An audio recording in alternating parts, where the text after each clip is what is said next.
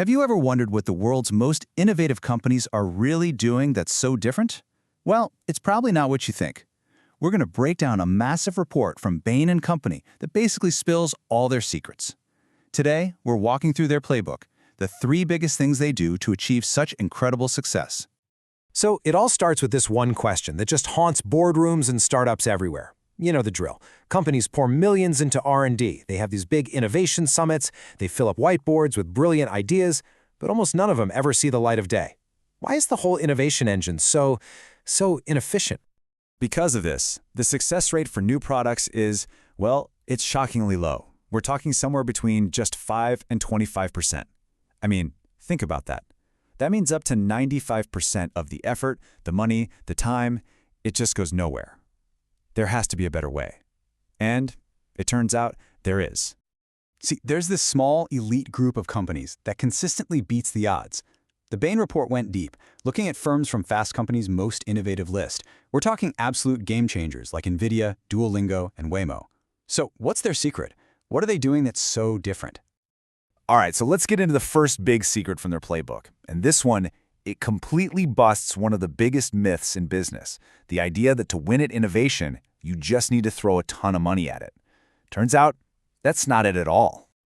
This is a total mindset shift. The old myth was you got to outspend your competitors to win. But the reality for top innovators is that they don't outspend, they out-allocate. It's not about how big your wallet is, it's about where you're aiming it.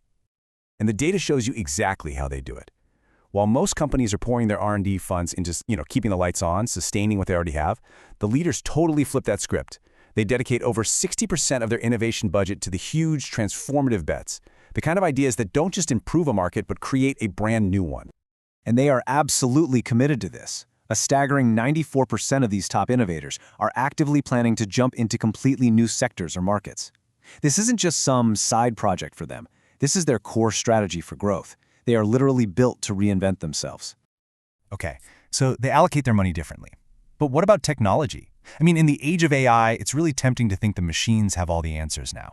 But the top innovators, they know the real magic isn't in AI alone. It's in the partnership between humans and AI. Make no mistake, AI is an unbelievable accelerator. It can sift through mountains of data to spot new trends, it can design and test virtual prototypes in a tiny fraction of the time it normally takes, and it can automate all the tedious parts of R&D. It's a total force multiplier for the whole process. But, and you knew there was a but, right? AI can't do it all. The truly disruptive ideas, that out-of-the-box creativity, those intuitive leaps that come from a deep empathy for the customer, that still comes from us. AI can't dream, and it can't take a bold, gut-level risk. That's where humans are still absolutely essential. And listen, this isn't just a theory. It's the philosophy you hear directly from the leaders inside these companies. They see AI not as a replacement for human ingenuity, but as this incredibly powerful tool to amplify it. The future isn't about the machine working alone, it's about the dream team of human creativity and artificial intelligence working together. So you're funding bold bets. You've built a human AI dream team. That should be enough, right? Not quite. There's one more piece to the puzzle, and honestly, it might be the hardest one. You have to design your entire organization to embrace boldness, not accidentally crush it. Here's the core problem. It's human nature. Decades of behavioral science have shown pretty conclusively that our brains are just wired to avoid risk and choose certainty. And that psychological bias, it gets baked right into our corporate processes, which then naturally start to kill off any risky, uncertain, but potentially world-changing ideas. A classic experiment shows this perfectly. When you offer people a sure thing, almost everybody takes it. We are wired for certainty. But now look what happens when both options are a gamble. All of a sudden, our appetite for risk actually goes up, and this reveals a really powerful secret.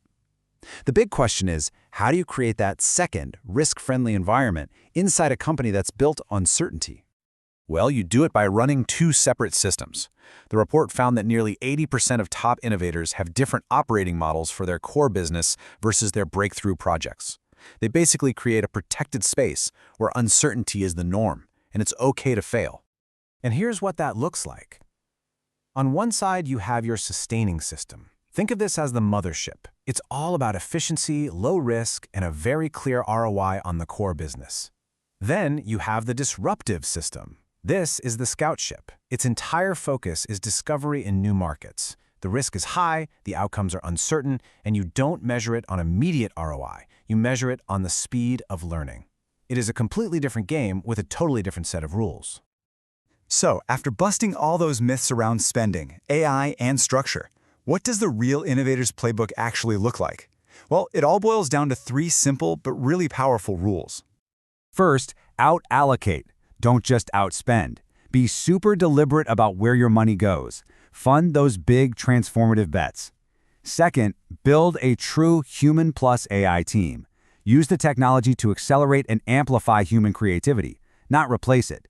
And third, design your organization for boldness by running 2 separate systems, one that's optimized for efficiency and another that is built for pure discovery. And that really leaves all of us with one final question to think about. Take a look at your own team or your own company. Is it built for efficiency, to protect and polish the way things are today? Or is it built for discovery, to find what's coming next? The answer to that question? Well, it might just define your future.